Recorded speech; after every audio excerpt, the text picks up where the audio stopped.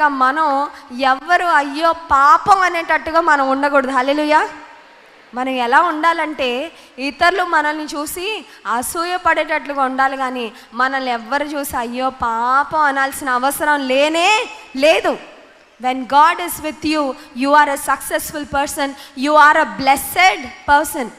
ఒకవేళ ఈ లోకంలో ఉన్న ధనవంతా నీ దగ్గర ఉండక్కర్లేదు, లేకపోతే ఈ లోకంలో గొప్ప పేరు ప్రఖ్యాతలు ఉండక్కర్లేదు. దేవుడు నీతో ఉంటే చాలు. నువ్వు సెల్ఫ్ పిటీతో ఇక బ్రతకాల్సిన అవసరము లేనే లేదు.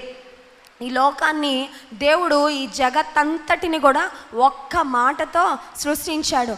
God spoke life through his words. So speak words of life.